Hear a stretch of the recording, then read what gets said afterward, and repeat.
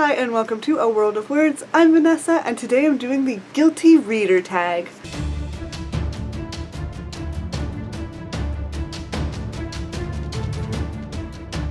I have been seeing this tag floating around BookTube and it looks like so much fun. So when I was tagged by Kayla from the BookTube Turtle, I knew I just had to do it right away.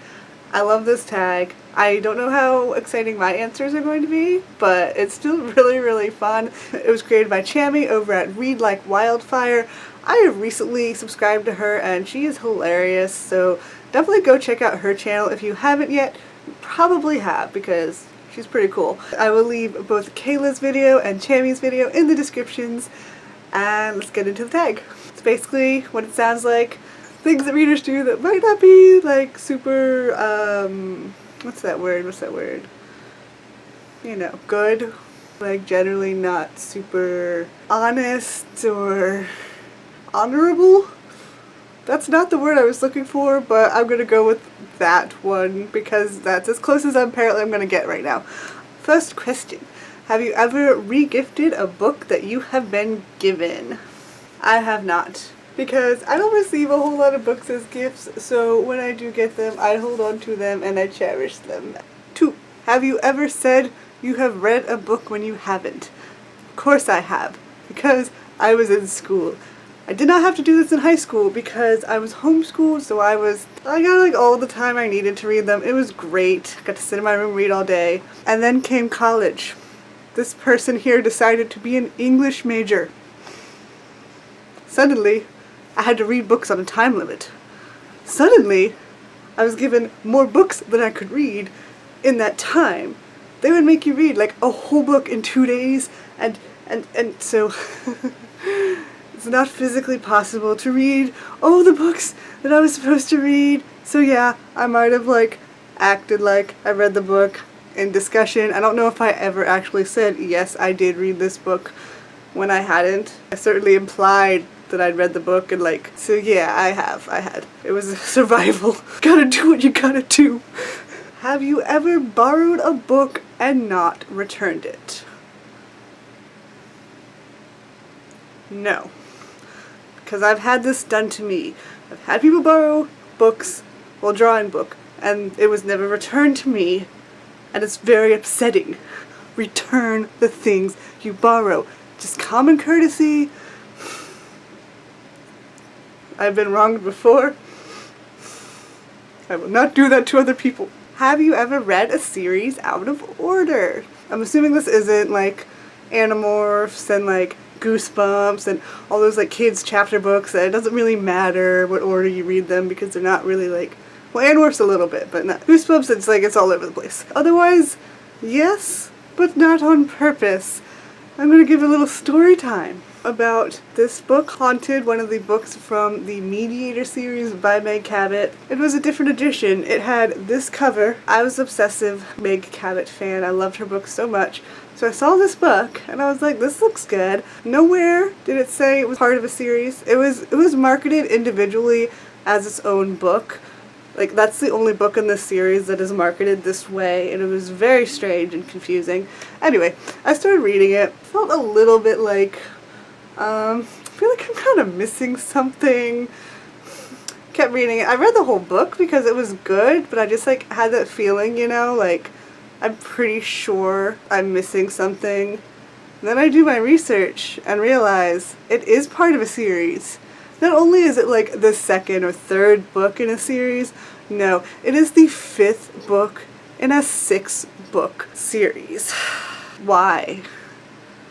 And it's not even like, it wasn't this nice edition that has book 5 clearly labeled. No, it was this other edition that didn't even say.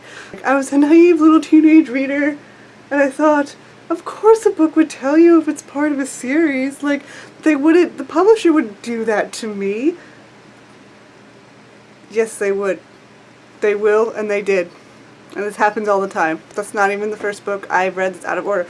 I've read other like books in adult series.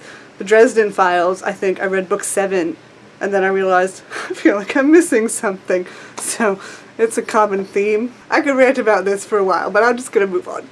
Have you ever spoiled a book for someone? I don't think I have accidentally spoiled a book for someone. I've done it on purpose. That sounds terrible, but just let me explain before you are like, what's wrong with you? No, it's okay. I am very anti-spoiler if you don't want to be spoiled. I will not spoil anything for you. I will not spoil a TV show. Like, my parents often ask me, oh, what happens in this episode of the TV show that we're about to watch? And I'm just like, or this movie that we're about to watch. It's like, what happens? I'm like, you'll find out, because like it's better to experience the story as it goes along than to tell people what happens. It's just better that way. But sometimes they just want to know, and I don't get it. Why do they want to know? So I'm very anti, like, I will not tell you what happens unless you want me to tell you. But I have a lot of people who are like, tell me what happens in this book, movie, whatever. So then, yeah, I do tell them. But I'm like, are you sure you want to know? Are you sure you're sure? I like ask 3 times, and then I spoil it because they have been bugging me to spoil it. So like, I don't spoil it unless you beg me to spoil it for you. Okay, because like I don't like being spoiled. It really irritates me. So I try not to do that to other people. Treat others the way you want to be treated is like a good motto for life. Have you ever doggy-eared a book? Here's another fun story time. I'm just full of story times in this video. I used to, because I think my mom used to do it. Not library books, but like old books, because we get a lot of books from the thrift store and stuff like that. So I think she used to doggy-ear books to mark pages. One day I was reading a book, and it had been previously doggy-eared. And I was reading, and I came to the part that was doggy-eared. I was reading the pages, and just like flicking the doggy-eared portion back and forth, just fiddling with it because I fiddle with things. And then the corner came off, and then I was like, so I never did that again because I was like, I ruined the book, it's ruined forever. Have you ever told someone you don't own a book when you do?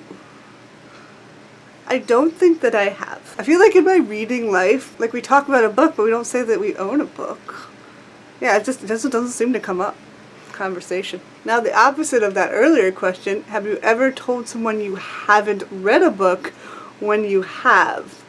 No, I don't see the point of this. Like, have an educated opinion on a book. So even if I don't like a book and I want to be able to talk about it, like I'll be like, I read this and so I know it's terrible. I won't be like, oh yeah, that horrible book, I haven't read it. Yeah, I don't know, why would you do that? I don't know. Have you ever skipped a chapter or section of a book? Yes, I have. I do this all the time, and I've kind of had to stop because it keeps backfiring on me, and I'll tell you what I mean by that. Okay, so I skipped the Manon chapters in Heir of Fire because I read like the first couple and it just hated them, and so I skipped them. When I was reading Scarlet in the Lunar Chronicles, I would skip to the Cinder and Thorn portions and skip the Scarlet portions. But then like when they get a certain length into the book, I would always go back and read the parts I skipped. So then I had to read like all the parts that I wasn't interested in, and then I would get to the characters that I was interested in and I'd already read their parts because I already skipped to their parts. So it ends up just being like this negative experience where I have to read a bunch of chapters in a row that I'm not interested in, and I've stopped doing that because it ends up backfiring on me because I need to know what happens in the whole book. It's just not worth it. It's not worth it. Have you ever badmouthed a book you actually liked? Now, it depends what you mean by badmouth. If you mean like pointing out the flaws in a book that you enjoyed reading, then yes, I have badmouthed a book I liked. Example, knocked over my niffler. Harry Potter and the Cursed Child, for example. I enjoyed this so much while reading it. I laughed a lot. I would have a live reaction review of it up if you are interested in it. There are a lot of people who hate this book, and I see why, and it has a lot of problems. No, it's not as good as Harry Potter, the original 7 books. And I do this with like a lot of books that I enjoy but see there are problems with. If you consider that, I could watch a negative review on a book that I enjoyed and be like, oh yeah, that's wrong with it, oh yeah, that's wrong with it. and agree with a lot of the things in the negative review. If you consider that bad-mouthing a book, then yes, I have. If you consider that just like a normal kind of discussion of a book, then no, I haven't bad-mouthed a book. So that is it for the Guilty Reader tag. Thank you so much, Kayla, for tagging me. This is a lot of fun. I'll think about who to tag because I know a lot of people that I watch have already done this. So I will list people down below so you can check down below to see if you have been tagged. If you have done this and I tag you, you can just ignore me. It's fine. I'm sorry. I'm going to try and do my research. I will also try and notify people on Twitter if possible. Please give this video a thumbs up if you enjoyed it. I upload new videos on Mondays plus the occasional surprise video. So please subscribe if you want to see more of my videos. Hit the little bell notification icon if you never want to miss a video because apparently YouTube is weird and doesn't tell people when people upload, apparently. And thank you so much for watching and have a wonderful day. Bye!